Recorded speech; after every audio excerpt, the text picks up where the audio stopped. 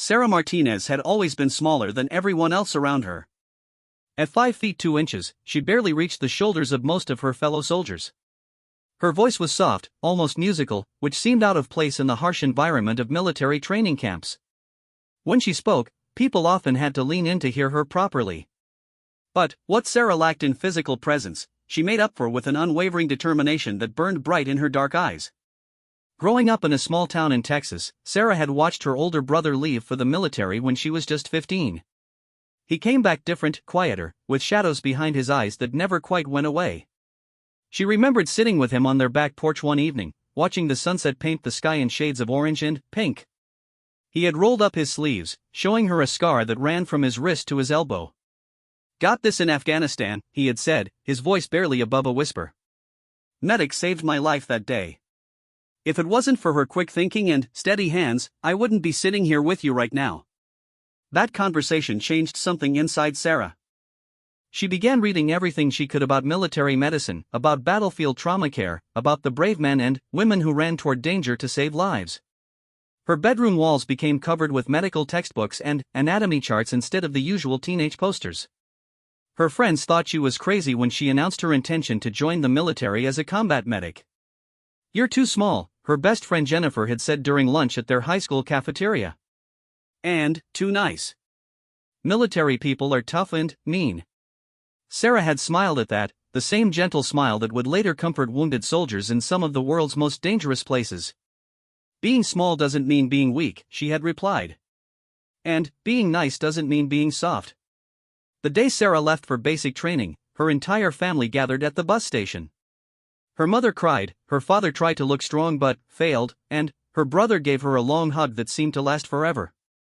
As the bus pulled away, Sarah pressed her face against the window and watched her hometown disappear behind a cloud of dust and exhaust fumes. Basic training was everything she had expected and worse. Drill sergeants screamed at her daily, questioning her decision to join the military. Other recruits whispered behind her back, wondering out loud if she would break under pressure. During physical training, she struggled to keep up with the longer strides of her fellow soldiers. When they had to carry heavy equipment, she often needed help lifting items that others handled with ease. But Sarah had something that many of her fellow recruits lacked. She had purpose.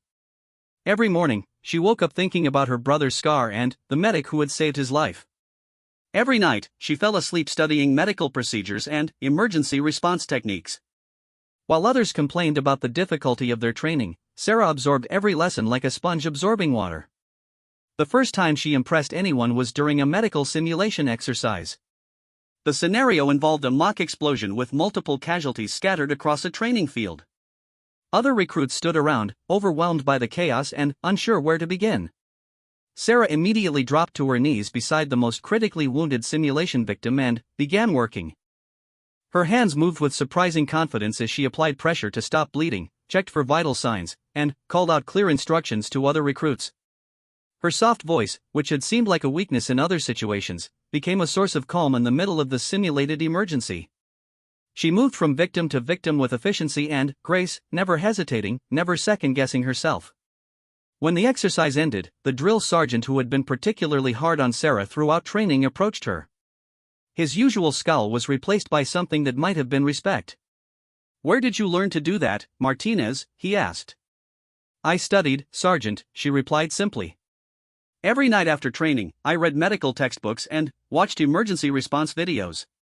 He nodded slowly, perhaps seeing her clearly for the first time. "Well, keep studying. You might actually make a decent medic." That night, Sarah called home for the first time since arriving at basic training. Her brother answered the phone, and she could hear the smile in his voice when she told him about the day's exercise. "Sounds like you found your calling, little sister," he said. "Just remember, being a medic isn't just about knowing medical procedures. It's about staying calm when everything around you is falling apart. It's about being the person others can count on when their world is ending." After basic training, Sarah was assigned to advanced medical training at Fort Sam Houston in Texas. The irony of being back in her home state wasn't lost on her, but now she was different.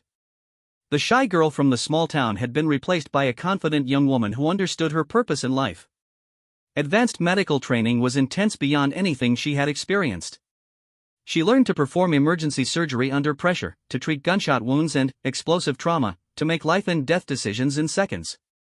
Her instructors were experienced combat medics who had served in Iraq and Afghanistan, and they shared stories that made Sarah's stomach turn and her resolve strengthen at the same time. One instructor, Sergeant First Class Johnson, had served 4 tours overseas. He was a large man with gentle eyes and hands that could perform delicate medical procedures despite their size. He took a special interest in Sarah's training, often staying after hours to help her practice difficult procedures. "You have good instincts, Martinez," he told her one evening as they worked on suturing techniques. "But instincts alone won't save lives on the battlefield.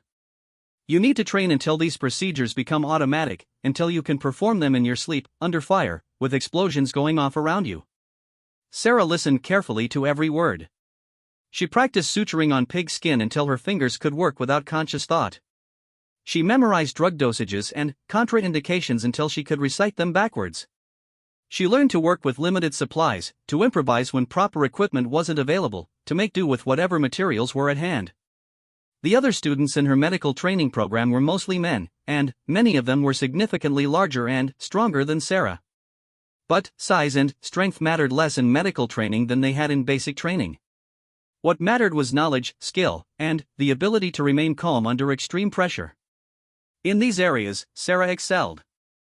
During one particularly challenging exercise, students were required to treat simulated casualties while instructors fired blank ammunition over their heads and set off explosive charges nearby. The noise was deafening, the smoke was blinding, and the chaos was overwhelming. Several students froze, unable to function in the simulated combat environment. Sarah had closed her eyes for just a moment, taking a deep breath and centering herself. When she opened them again, the chaos seemed to fade into background noise. She saw only the injured person in front of her, only the medical problem that needed solving. Her hands moved with practiced precision as she stopped bleeding, established an airway, and prepared the patient for evacuation. When the exercise ended, her patient had the highest survival score of any in the class. Her instructor nodded with approval as he reviewed her performance. "That's what we're looking for, Martinez," he said. "The ability to create a bubble of calm in the middle of chaos. That's what separates good medics from great ones." After completing her medical training, Sarah received orders for her first deployment. She was being assigned to a forward operating base in Afghanistan, attached to a company of infantry soldiers who were known for seeing heavy combat. The night before she left, she video-called her family. Her parents looked older than she remembered, and worry lines creased their faces. Her brother, now working as a mechanic in their hometown, gave her the same advice their grandfather had given him before his own deployment years earlier. "Remember, Sarah, your job isn't to be a hero. Your job is to save lives and come home safely. Don't take unnecessary risks, but don't hesitate when someone needs your help." The flight to Afghanistan was long and uncomfortable, giving Sarah plenty of time to think about what lay ahead. She had read reports about the area where she was being deployed, and she knew the soldiers she would be working with faced daily threats from improvised explosive devices, sniper attacks, and ambushes. As a medic, she would be expected to respond to all of these situations, often under fire. When her plane finally landed at the airbase, Sarah was struck by the harsh landscape that surrounded them. Mountains rose in the distance like jagged teeth against a pale sky, and the air was filled with dust that seemed to settle into everything. The heat was oppressive, even though it was still early morning. A sergeant met her at the landing strip and drove her to the forward operating base where she would be stationed. The base was smaller than she had expected, surrounded by concrete barriers and razor wire.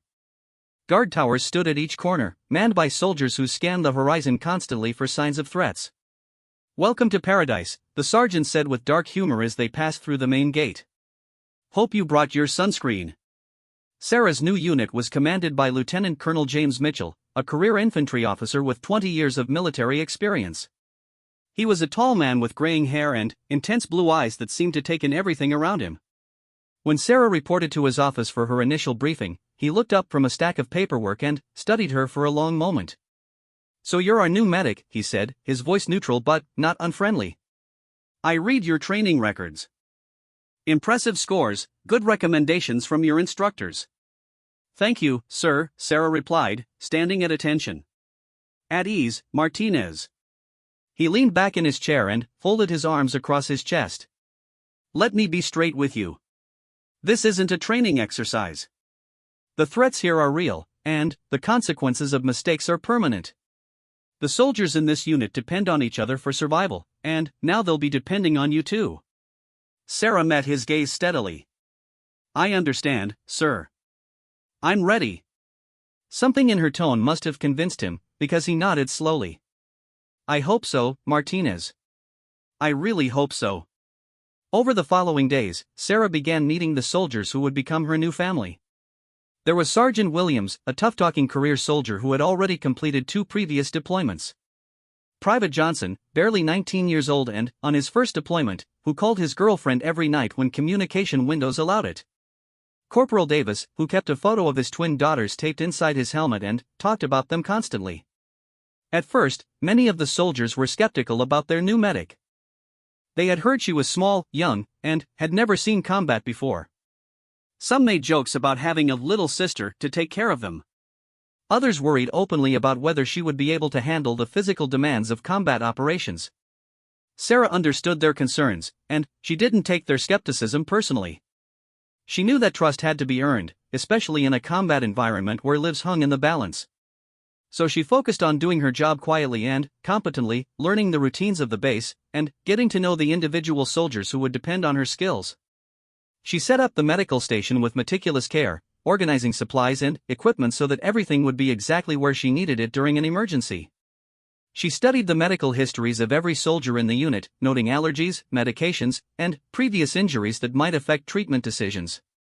She practiced emergency procedures daily, sometimes working with simulated patients to keep her skills sharp.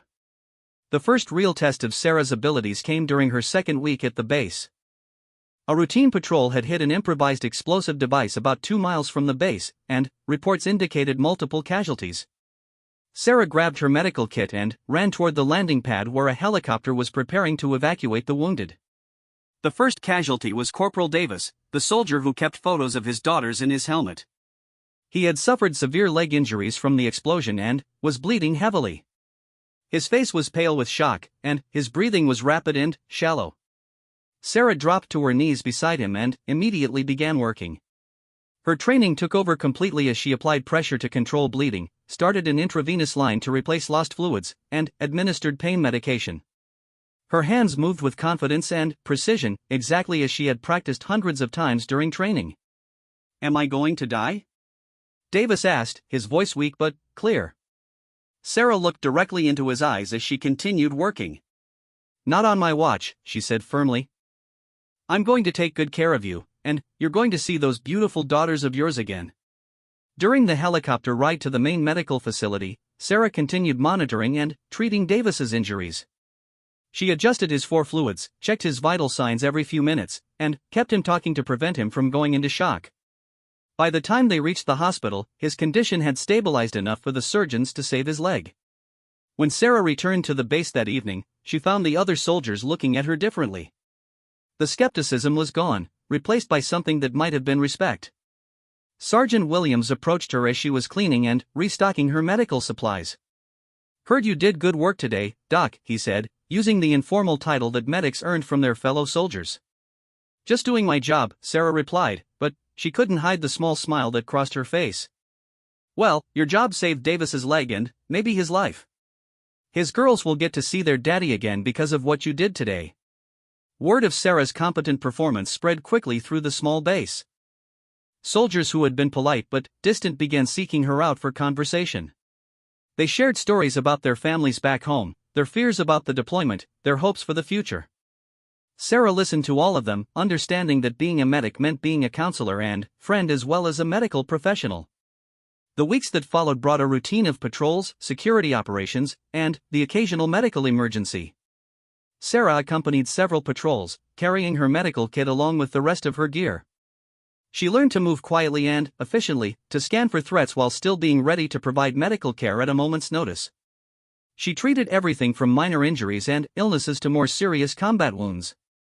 Each case taught her something new about battlefield medicine, about working under pressure, about the trust that soldiers placed in their medic. She never hesitated, never showed doubt, never let fear interfere with her ability to do her job. But it was her relationship with Lieutenant Colonel Mitchell that remained the most complex and challenging aspect of her deployment. He was a demanding commander who expected excellence from every soldier under his command. He rarely showed emotion and seemed to view every situation through the lens of military necessity and strategic importance. Sarah respected his competence and leadership, but she sometimes felt that he still saw her as an unproven variable in his unit's equation. He was polite and professional in their interactions, but she sensed a distance that went beyond normal military protocol. She wondered if he doubted her ability to perform under extreme pressure, if he worried that her small size and gentle demeanor might become liabilities when the unit faced its greatest challenges. What Sarah didn't know was that Lieutenant Colonel Mitchell had read every report about her performance, had listened carefully to the soldiers who praised her medical skills and her calming presence during emergencies. He was impressed by her competence and professionalism, but he was also worried about what might happen when their unit faced the kind of extreme combat situation that had claimed the lives of medics in other units. The truth was that Mitchell had lost a medic during his previous deployment, a young man who had been killed while trying to reach wounded soldiers during a firefight. The memory of that loss haunted him, and he found himself being overly protective of Sarah without quite realizing it. He assigned her to safer patrols, kept her away from the most dangerous operations, and made excuses to avoid putting her in situations where she might be killed or wounded. Sarah was aware of being given lighter duties than she had expected, but she assumed it was normal procedure for new medics. She focused on doing her assigned job as well as possible, building relationships with the soldiers, and continuing to study and improve her medical skills during her off hours. As autumn turned toward winter in Afghanistan, the security situation in their area began to deteriorate. Intelligence reports indicated increased enemy activity, and patrols began encountering more frequent attacks. The soldiers at the base became more tense and vigilant, knowing that their relatively quiet sector was becoming more dangerous. Sarah felt the change in atmosphere and understood that greater challenges lay ahead. She increased her physical training, practiced emergency medical procedures even more frequently, and made sure her equipment was always ready for immediate use. She also spent more time talking with the soldiers, understanding that morale and mental health were as important as physical readiness in a combat environment. One evening, as she was updating medical records in her small office, Sergeant Williams knocked on her door. "Doc, can I talk to you for a minute?" "Of course," Sarah said, gesturing for him to sit down. "What's on your mind?" Williams was quiet for a moment, turning his helmet over in his hands. "The guys have been talking," he said finally. "We know things are getting more dangerous around here. We know we're probably going to see more action in the coming weeks." Sarah nodded, waiting for him to continue. "What I want to say is, we trust you. All of us. You've proven yourself over and over again. When things get bad, and they will get bad, we know you'll be there for us." The sincerity in his voice moved Sarah more than she expected. "I'll always be there," she said simply. "That's what medics do." Williams smiled and stood to leave. "Yeah, but not all medics are like you, document. Most of them aren't half as tough as they need to be. But you're different. You're one of us now." After he left, Sarah sat alone in her office, thinking about the responsibility that had been placed on her shoulders. These soldiers, men who had initially doubted her abilities, now trusted her completely with their lives. The weight of that trust was both humbling and motivating. She thought about her brother's words from their phone conversation months earlier, about staying calm when everything was falling apart. She thought about her instructor's advice about creating a bubble of calm in the middle of chaos. Most of all, she thought about the oath she had taken when she became a medic, the promise to preserve life and relieve suffering regardless of the circumstances. Outside her window, Sarah could see soldiers on guard duty walking their posts along the perimeter of the base. Tomorrow would bring new patrols, new dangers, and new opportunities to prove herself. She was ready for whatever challenges lay ahead, confident in her training and strengthened by the trust of the soldiers who had become her brothers in arms. What she didn't know was that the greatest test of her courage, skill, and determination was approaching faster than anyone expected. In just a few days, an enemy attack would put everything she had learned to the ultimate test, and the decisions she made in those crucial moments would determine not only her own fate but the survival of the man who had commanded her respect from the very first day of her deployment. The attack came at dawn on a Tuesday morning when the sky was painted in soft shades of pink and gold. Sarah had been awake for 30 minutes, reviewing supply inventories and updating medical protocols as part of her daily routine. The base was quiet except for the usual sounds of soldiers beginning their morning duties and the distant rumble of generators that provided power to essential systems. The first explosion shattered the peaceful morning like a hammer striking glass. Sarah felt the blast wave before she heard the sound, a pressure that pushed against her chest and made her ears ring. Her coffee mug fell from her hand and shattered on the concrete floor, but she was already moving toward her medical supplies before the pieces stopped bouncing. The second explosion came from a different direction, followed immediately by the distinctive crack of rifle fire. Through her small window, Sarah could see soldiers running toward defensive positions, their faces grim with the knowledge that this was no random mortar attack. This was a coordinated assault designed to overwhelm their defenses. Sarah grabbed her medical kit and trauma bag, checking quickly to make sure everything was secure. Her hands moved automatically through the familiar routine of preparation, muscle memory taking over while her mind processed the situation developing around her. The base's alarm system began wailing, a harsh sound that mixed with shouted commands and the increasing intensity of gunfire. Outside, Lieutenant Colonel Mitchell's voice cut through the chaos as he coordinated the base's response over the radio system. Sarah could hear him calling for reinforcements, requesting air support, and organizing his soldiers into defensive positions.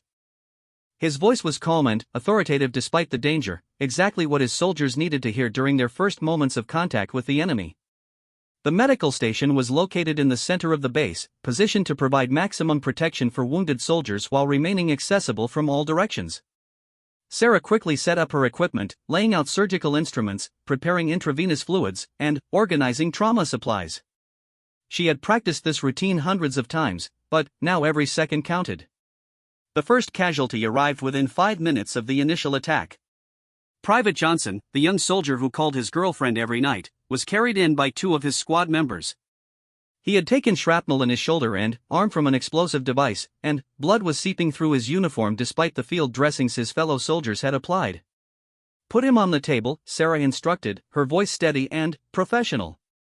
She immediately began cutting away his uniform to expose the wounds, her scissors moving with practiced efficiency. "What happened out there?" "Multiple explosions along the perimeter," one of the soldiers replied, breathing heavily from the run across the base. "They're hitting us from 3 different directions." Johnson was near the north gate when the first blast went off. Sarah nodded as she examined Johnson's injuries. The shrapnel had missed major arteries, but several pieces were embedded deeply in muscle tissue. She would need to remove them carefully to prevent further damage. "This is going to hurt," she told Johnson, meeting his eyes directly. "But I need you to stay still while I work." "Do what you have to do, Doc," Johnson replied, his voice tight with pain but steady. "Just patch me up so I can get back out there." Sarah smiled grimly as she began cleaning the wounds. "You're not going anywhere until I say you're ready. Your job right now is to heal. Let the others worry about the fighting." As she worked on Johnson's injuries, Sarah could hear the battle intensifying outside. More explosions echoed across the base, and the sound of automatic weapons fire became constant. Radio chatter filled the air as squad leaders reported their positions and requested ammunition and medical support. She had just finished bandaging Johnson's wounds when the next group of casualties arrived. This time it was Sergeant Williams and 2 other soldiers, all wounded by the same mortar blast that had struck their defensive position. Williams had a deep cut on his forehead that was bleeding heavily, while the other 2 soldiers had various shrapnel wounds and possible concussions. "Doc, we need you to work fast," Williams said as his fellow soldiers helped him onto a stretcher. "They're pressing hard against our eastern defenses. Mitchell's trying to hold the perimeter, but we're outnumbered." Sarah's hands never stopped moving as she triaged the new patients, determining the order in which they needed treatment.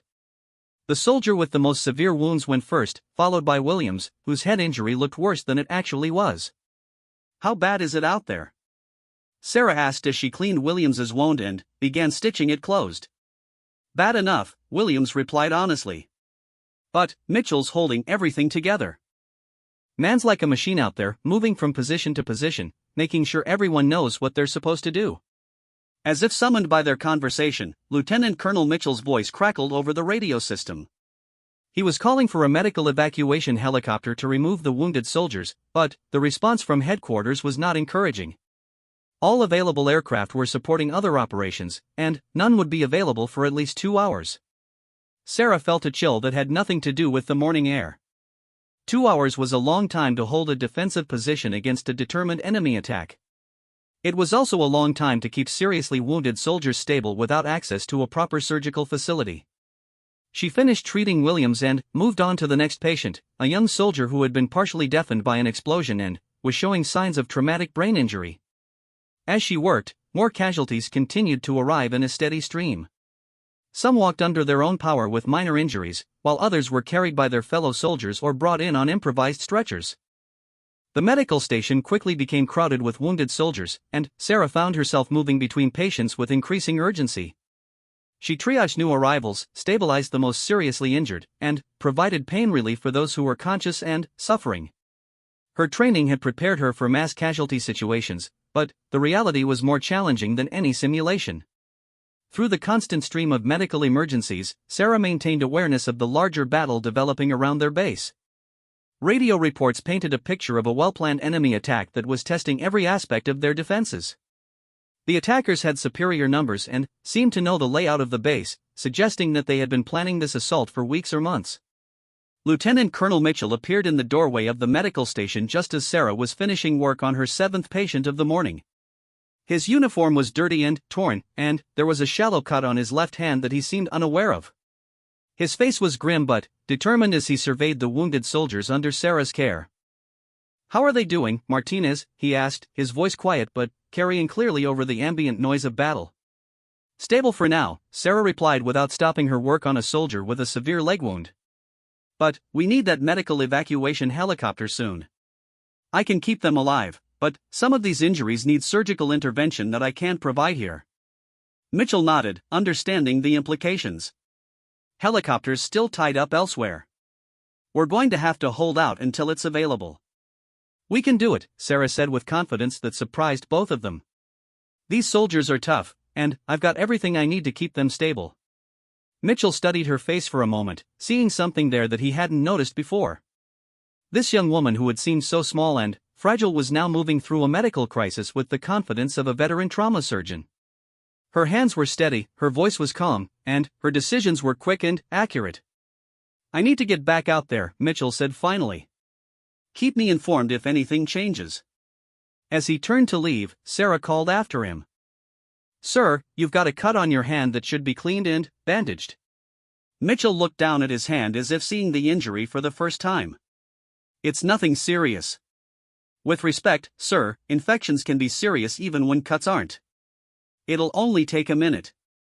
Something in her tone made him stop and return to her position. Sarah quickly cleaned and bandaged the cut while continuing to monitor her other patients.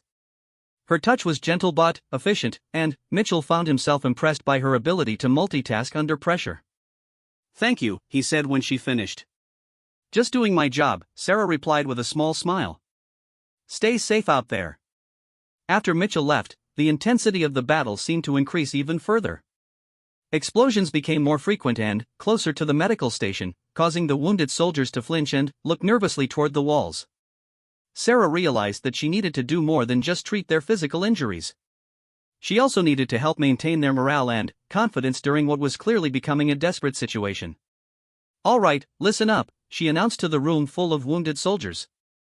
"I know this is scary, and I know you're worried about your friends who are still out there fighting. But Lieutenant Colonel Mitchell and the rest of our soldiers know what they're doing. They're going to hold this base, and we're going to get all of you evacuated safely." Her words seemed to have a calming effect on the wounded soldiers. Some nodded in agreement, while others managed weak smiles despite their pain. Sarah continued moving between patients, adjusting bandages, monitoring vital signs, and providing reassurance through her steady presence. The 8th hour of the battle brought the most serious challenge yet. A massive explosion rocked the entire base, followed by urgent radio chatter about a breakthrough in the eastern defenses. Enemy fighters had penetrated the perimeter and were now inside the base, moving toward critical facilities including the communications center and the medical station. Sarah felt her heart rate increase as she processed this information, but her hands remained steady as she continued treating her patients. She quickly moved the most critically wounded soldiers to the back of the medical station, away from the main entrance, and prepared to defend her patients if necessary. The sound of gunfire was now coming from multiple directions, some of it very close to the medical station. Sarah could hear soldiers shouting commands and warnings, the distinctive sounds of different types of weapons, and the occasional explosion of grenades or small explosive devices. Private Johnson, whom Sarah had treated for shrapnel wounds earlier that morning, struggled to sit up on his stretcher. "Doc, give me a weapon," he said urgently. "If they break in here, I can still fight." "You're in no condition to fight," Sarah replied firmly, gently pushing him back down. "Your job is to stay alive so you can go home to that girlfriend of yours. My job is to keep you safe. But, Doc, you can't protect all of us by yourself." Sarah met his eyes with a steady gaze that surprised him with its intensity. "Watch me." At that moment, Sergeant Williams burst through the main entrance of the medical station, his rifle ready and his face streaked with sweat and dirt. "Doc, we've got problems," he announced. "Enemy fighters have breached the perimeter. Mitchell's organizing a counterattack, but they're getting close to this building." Sarah nodded calmly, her mind racing through possibilities and contingencies. "What do you need from me?" "We need you to stay here and keep these guys alive," Williams said, gesturing toward the wounded soldiers. "But if things go bad, if they break through our lines, you need to be ready to move." "Where would we go?" Sarah asked practically. "Some of these soldiers can't be moved without risking their lives." Williams was quiet for a moment, understanding the terrible dilemma they faced. Moving the wounded could kill them, but staying in place might mean capture or death at the hands of enemy fighters. "Let's hope it doesn't come to that," he said finally. After Williams left to rejoin the fighting, Sarah took inventory of her situation. She had 9 wounded soldiers under her care, ranging from walking wounded to critical cases that required constant monitoring. Her medical supplies were adequate for now, but she had no weapons except for a pistol that she had barely trained with during basic military instruction. The sounds of battle continued to rage outside, sometimes close enough that she could hear individual voices shouting commands or warnings. Through the small windows of the medical station, she could see muzzle flashes and the smoke from explosions drifting across the base. Then, suddenly, the character of the sounds outside began to change. The intense gunfire that had been constant for hours began to diminish, replaced by more sporadic shooting and fewer explosions. Radio chatter indicated that the enemy attack was being repelled, that their fighters were withdrawing from the base perimeter. Sarah felt a wave of relief wash over her, but she knew better than to relax completely. Battles could change direction quickly, and wounded soldiers still needed her constant attention regardless of what was happening outside. It was another hour before Lieutenant Colonel Mitchell appeared in the doorway again, this time with a tired but satisfied expression on his face. His uniform was even more torn and dirty than before, and there were new scratches on his face and hands, but he was walking steadily and his eyes were alert. "It's over," he announced to the room full of wounded soldiers. "We held the base. The attack has been repelled." A cheer went up from the soldiers who were conscious and able to respond. Sarah felt her own shoulders sag with relief as the tension that had sustained her through the long morning finally began to fade. "Medical evacuation helicopter will be here in 30 minutes, Mitchell continued. "Everyone's going home." As the wounded soldiers were prepared for evacuation, Sarah began cleaning and organizing her medical station. The events of the morning seemed almost surreal now that the immediate danger had passed. She had treated more combat casualties in 8 hours than many medics saw in entire deployments, and she had done it under the constant threat of enemy attack. Sergeant Williams appeared beside her as she was packing medical supplies. "Doc, I just wanted to say thank you," he said quietly. "You saved a lot of lives today." "We all did our jobs," Sarah replied modestly. "Yeah, but your job was harder than most. You kept all these guys alive and calm while the world was exploding around us. That takes something special." As the medical evacuation helicopter arrived and began loading the wounded soldiers, Sarah stood outside the medical station and watched her patients being carried to safety. Each of them had depended on her skills and judgment during their darkest moments, and she had not let them down. Lieutenant Colonel Mitchell approached her as the last wounded soldier was loaded onto the helicopter. "Martinez, I owe you an apology," he said, his voice serious. Sarah looked at him with surprise. "Sir?" "I've been underestimating you since the day you arrived," Mitchell continued. "I was so concerned about protecting you that I forgot the most important thing about being a medic.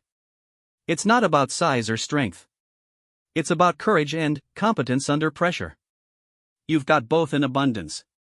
Sarah felt a warmth spread through her chest at his words. The respect of this man, whom she had admired from a distance for months, meant more to her than any medal or commendation. "Thank you, sir," she said simply. "From now on, you're part of every operation," Mitchell said. "No more staying back on the safe missions. These soldiers need you, and you've proven that you can handle whatever we face." As the helicopter lifted off and disappeared into the afternoon sky, carrying the wounded soldiers toward medical care and, eventually, home, Sarah realized that something fundamental had changed. She was no longer the small, quiet medic who had arrived at the base months earlier. She had become someone who could be counted on when everything was falling apart, someone who created calm in the middle of chaos.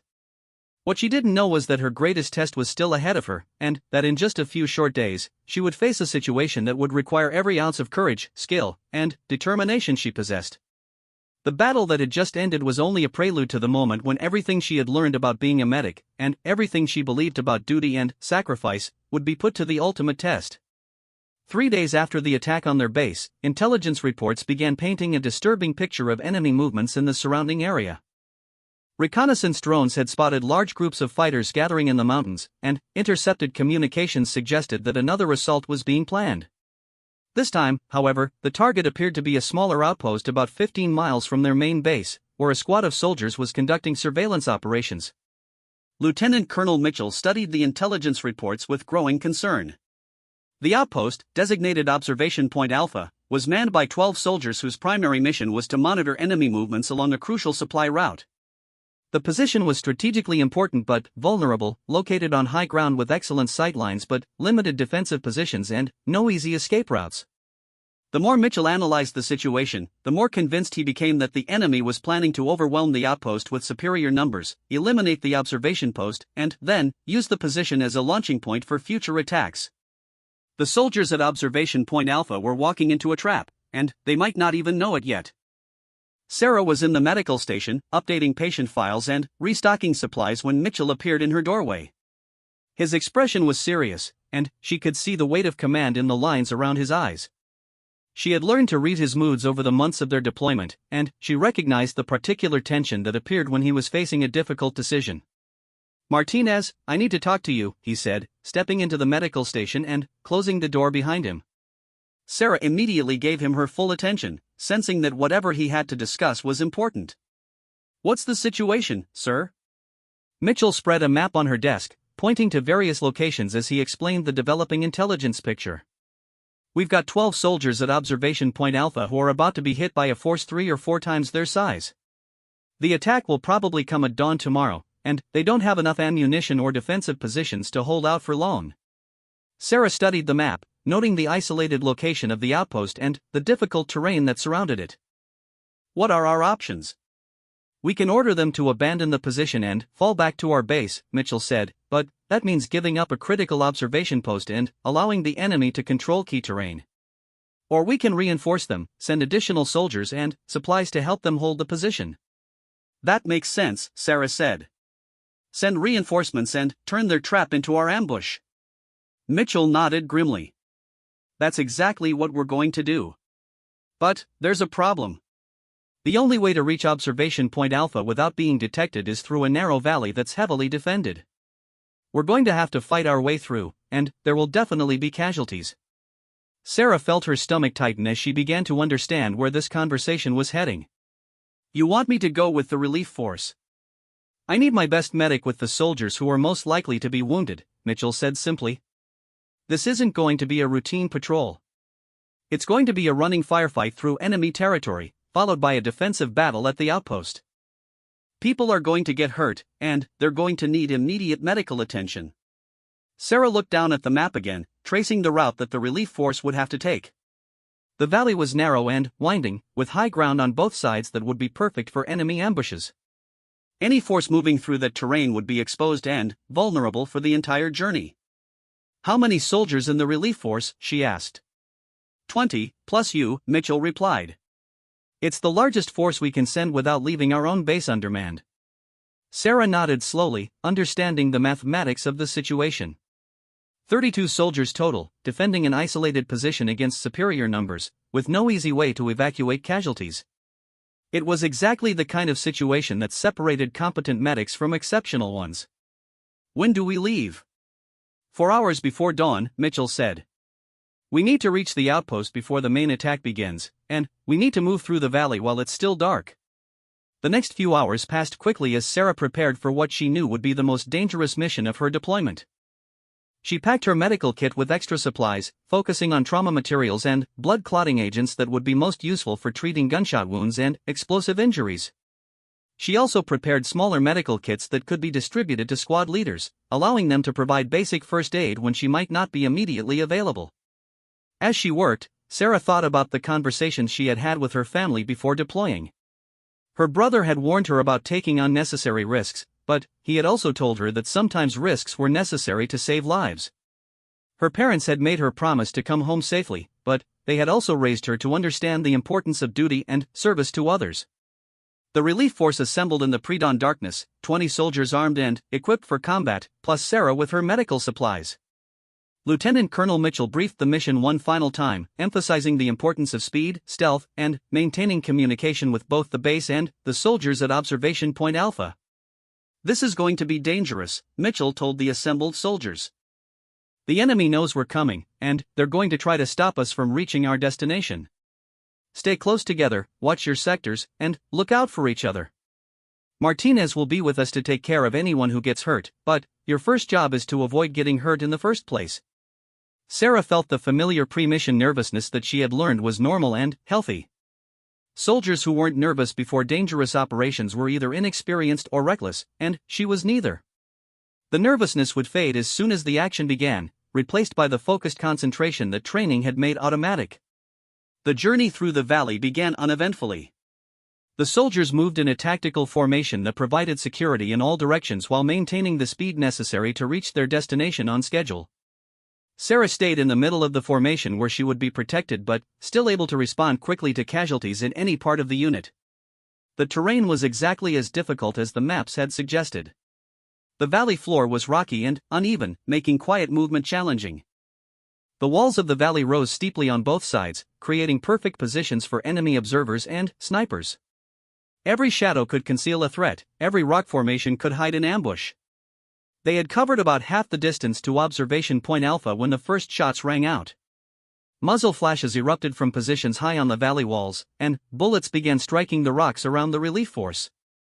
Sarah immediately dropped to a prone position behind a large boulder, her medical kit clutched tightly against her chest. "Contact left," shouted one of the squad leaders, and the relief force began returning fire toward the enemy positions.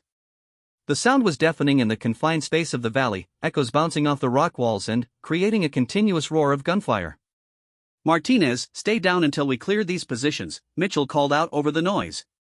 Sarah acknowledged the order but kept her eyes on the soldiers around her, watching for signs that anyone had been wounded by the initial enemy fire. So far, everyone appeared to be uninjured, but the battle was just beginning. The firefight lasted for 20 minutes as the relief force methodically eliminated enemy positions on the valley walls. The soldiers used grenades and automatic weapons to suppress enemy fire, then moved forward in coordinated rushes to clear each position. It was textbook small unit tactics executed under extremely difficult conditions. When the last enemy position fell silent, the relief force had suffered its first casualties. 2 soldiers had been wounded by sniper fire, both with injuries to their arms and shoulders that were painful but not life-threatening. Sarah immediately moved to treat them, working quickly to control bleeding and stabilize their injuries. "How bad are they, Doc?" Mitchell asked as she worked. "They'll be fine," Sarah replied, applying pressure bandages to the wounds. "Clean entry and exit wounds, no major arteries or bones damaged. They can continue the mission if they want to." Both wounded soldiers insisted that they were able to continue, and Sarah agreed after checking their condition carefully. She gave them pain medication and additional bandages, then helped them adjust their equipment to accommodate their injuries.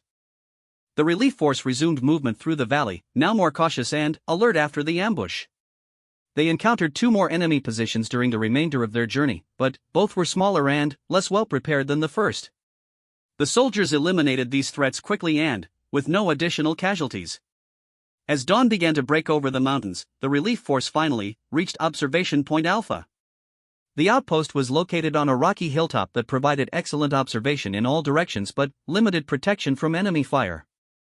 The 12 soldiers who had been manning the position were clearly relieved to see reinforcements arrive. "About time you got here," said Staff Sergeant Martinez, the senior soldier at the outpost. "We've been watching enemy forces moving into position all night. They're going to hit us hard as soon as there's enough light to see." Lieutenant Colonel Mitchell quickly assessed the defensive positions and began organizing the combined force of 32 soldiers. The outpost had good fields of fire but limited cover, and there were several approaches that enemy forces could use to get close to their position. Sarah established a medical station in the most protected area of the outpost, a shallow depression behind some large rocks that would provide cover from enemy fire. She organized her supplies and prepared multiple treatment areas so that she could handle several casualties simultaneously if necessary. The attack began exactly as intelligence had predicted, with the first enemy fire coming from 3 different directions as the sun cleared the horizon. Sarah could see muzzle flashes winking from positions in the rocks below their hilltop, and she could hear the distinctive whistle of mortar rounds being fired toward their position. The first explosion landed about 50 meters from the medical station, showering the area with rocks and dirt but causing no injuries. The second explosion was closer, and Sarah felt the pressure wave push against her body as she crouched behind her protective rocks. "Incoming wounded," shouted one of the soldiers, and Sarah looked up to see 2 soldiers helping a third man toward her position. The wounded soldier had been struck in the leg by mortar shrapnel, and blood was seeping through his uniform despite the field dressing his fellow soldiers had applied. Sarah immediately went to work, cutting away the soldier's uniform to expose the wound and assess the damage. The shrapnel had torn a deep gash in his thigh muscle but had missed the major blood vessels.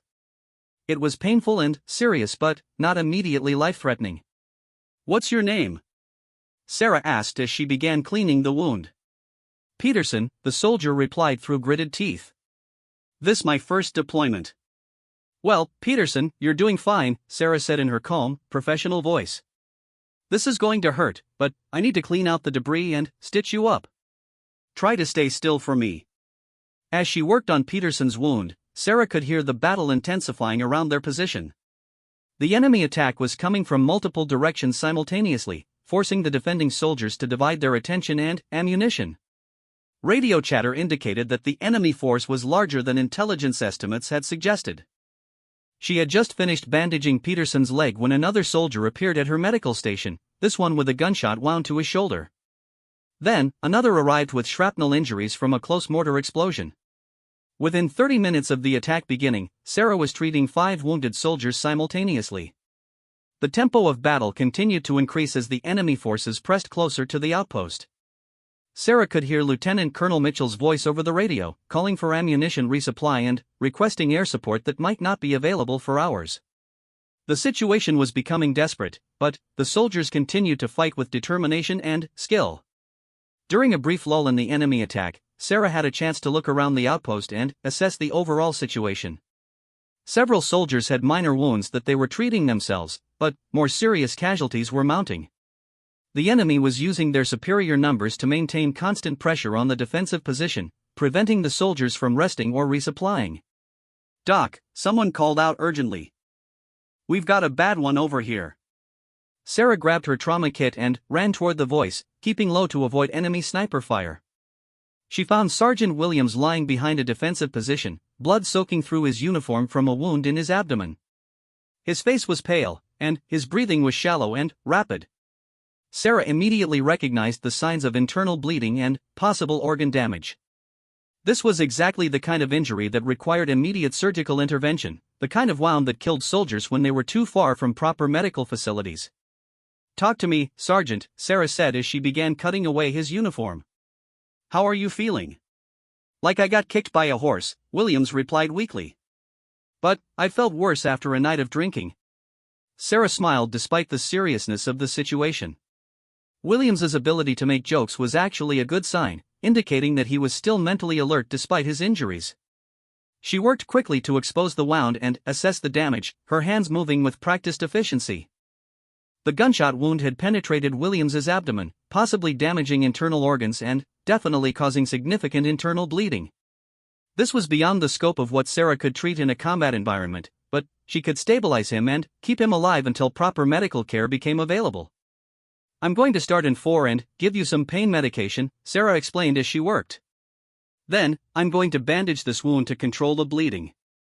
You're going to be fine, but you need to stay still and let me do my job. As she treated Williams, Sarah could hear the radio chatter indicating that air support was still hours away and that medical evacuation was not immediately available. She was going to have to keep Williams and her other seriously wounded patients alive using only the supplies and equipment she had brought with her. The battle raged on through the morning and into the afternoon. Enemy forces launched repeated attacks against the outpost, each one bringing them closer to overwhelming the defensive position. Ammunition was running low, soldiers were becoming exhausted, and the number of wounded was mounting steadily. By late afternoon, Sarah was treating 12 wounded soldiers, including several with life-threatening injuries that required constant monitoring and intervention. She moved between patients like a conductor directing an orchestra, adjusting for fluids, administering medications, and providing the kind of specialized medical care that kept hope alive in desperate circumstances. It was during this crucial period, when the battle seemed to be reaching its climax and the outcome remained uncertain, that Sarah noticed Lieutenant Colonel Mitchell moving between defensive positions with increasing recklessness. He was exposing himself to enemy fire more frequently, taking greater risks to encourage his soldiers and coordinate their defense. Sarah understood what was happening. Mitchell was doing what good commanders did in desperate situations.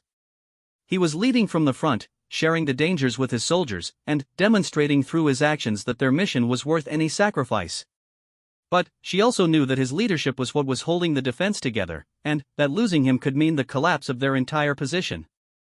What Sarah didn't know was that in just a few hours, her greatest test as a medic would arrive when Lieutenant Colonel Mitchell himself would need her skills to survive.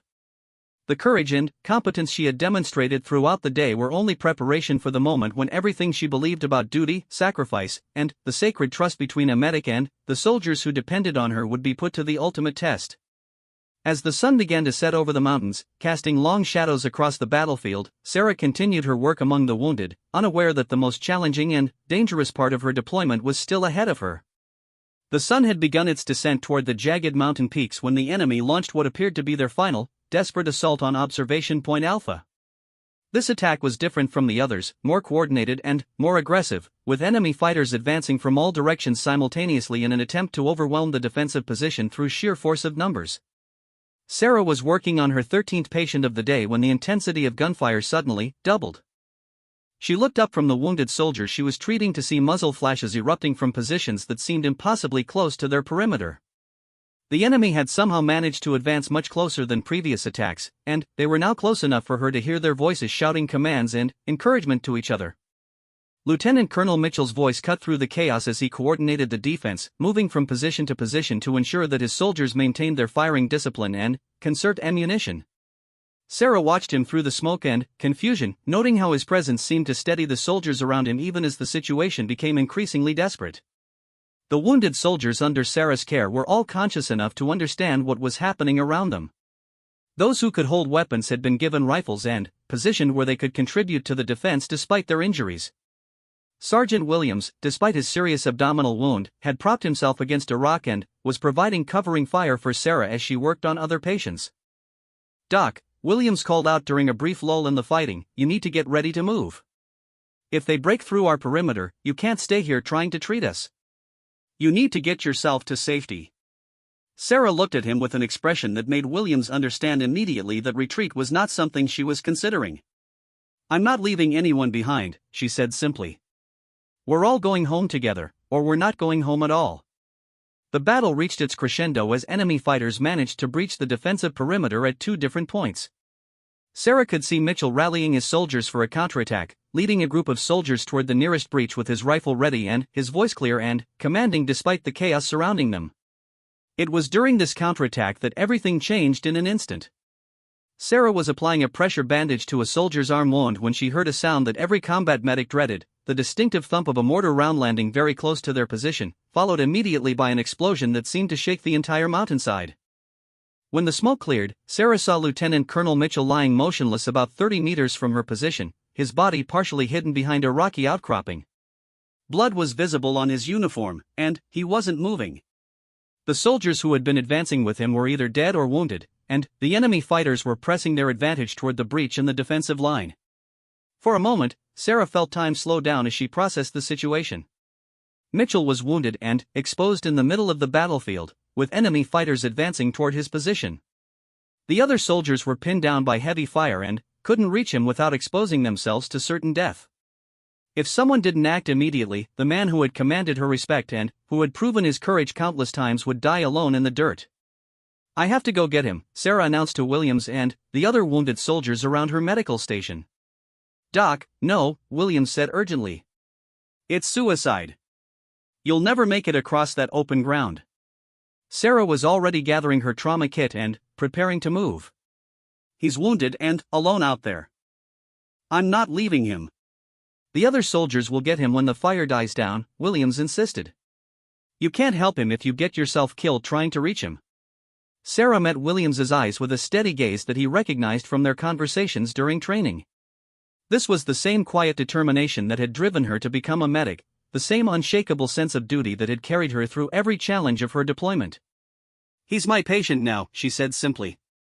"And medics don't abandon their patients." Before Williams or anyone else could stop her, Sarah was moving across the battlefield toward Mitchell's position. She stayed low, using whatever cover was available, but the terrain offered little protection from enemy fire. Bullets struck the rocks around her, sending up sparks and chips of stone, but she continued moving forward with focused determination. The distance to Mitchell's position was only 30 meters, but it felt like 30 miles as Sarah crawled and ran and dove between whatever cover she could find. Her medical training had included battlefield movement techniques, but no simulation had prepared her for the reality of crossing open ground under direct fire from enemy forces who were actively trying to kill her.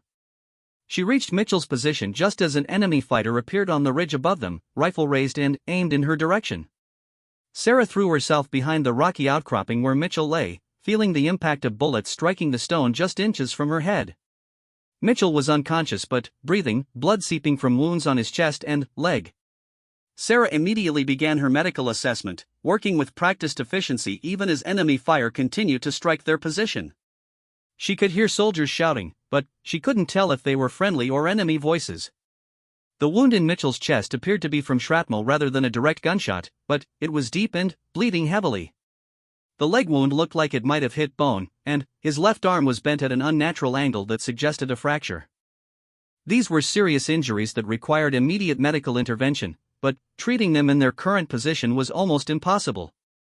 Sarah managed to stop the bleeding from Mitchell's chest wound and stabilize his arm, but she knew that moving him would be extremely difficult and dangerous. He was unconscious and unable to help with his own evacuation, and carrying him across the battlefield would make both of them easy targets for enemy fire. As she worked on Mitchell's injuries, Sarah became aware that the character of the battle around them was changing. The enemy attack seemed to be losing momentum, and the defensive fire from the surviving soldiers was becoming more organized and effective. Radio chatter indicated that air support was finally approaching their position. But air support would arrive too late to help Sarah and Mitchell in their current situation. They were pinned down behind minimal cover, surrounded by enemy fighters who would certainly kill them both if they tried to move. Sarah realized that she might have saved Mitchell's life only to ensure that they died together. It was then that she heard a voice calling her name from somewhere behind their position. She looked back to see Williams and 3 other wounded soldiers moving across the battlefield toward them, their weapons ready despite their injuries. They were providing covering fire and preparing to help evacuate Mitchell back to the medical station. "We're coming, Doc," Williams shouted over the gunfire. "Get ready to move." The evacuation of Lieutenant Colonel Mitchell under fire became a coordinated effort involving every soldier who could still fight. Sarah provided medical stabilization while Williams and the other wounded soldiers created a protective corridor of covering fire. Step by step, they moved across the battlefield, carrying Mitchell on an improvised stretcher made from rifle straps and uniform shirts. Enemy fire was intense and accurate, forcing them to take cover repeatedly during the evacuation. Sarah stayed with Mitchell throughout the movement, monitoring his vital signs and providing medical intervention whenever they stopped. She administered 4 fluids to replace blood loss, managed his airway to ensure adequate breathing, and provided pain medication to keep him comfortable despite his injuries. The journey back to the medical station took 45 minutes of the most dangerous and exhausting work Sarah had ever experienced. By the time they reached safety, she was completely drained physically and emotionally, but Mitchell was alive and his injuries were stabilized.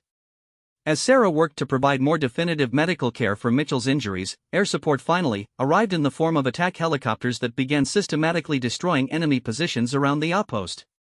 The sound of their cannons and rockets was deafening, but it was also the sound of salvation for the soldiers who had been fighting for their lives all day. Within 2 hours of air support arriving, the enemy attack had been completely repelled and medical evacuation helicopters were landing at the outpost. Sarah supervised the loading of all her patients, ensuring that the most critically injured were evacuated first and that proper medical information accompanied each soldier. Lieutenant Colonel Mitchell regained consciousness just as he was being loaded onto the medical helicopter. His eyes found Sarah standing nearby, and he managed a weak smile despite his pain and medication. "Martinez," he said, his voice barely audible over the noise of the helicopter engines. Sarah leaned closer to hear him. "Yes, sir?" "I was wrong about you," Mitchell said. "From the very beginning, I was wrong about everything." "Sir?" "I thought my job was to protect you," Mitchell continued with effort. "Turns out your job was to protect me." Sarah felt tears beginning to form in her eyes, but she managed to maintain her professional composure. "Just doing my job, sir. Getting you home safely." Mitchell squeezed her hand weakly before the medical crew took him away. Sarah watched the helicopter disappear into the evening sky, carrying the man whose respect had meant so much to her and whose life she had risked everything to save. The aftermath of the battle at Observation Point Alpha revealed the true cost of their victory.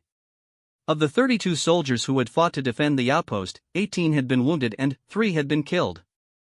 Sarah had treated 21 separate casualties during the 14-hour battle, performing medical procedures under fire that many doctors never attempted in the safety of hospitals.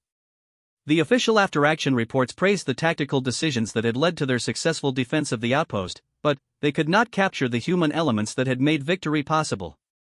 They could not describe the courage of wounded soldiers who continued fighting despite their injuries, or the determination of a small medic who risked everything to save the life of her commanding officer.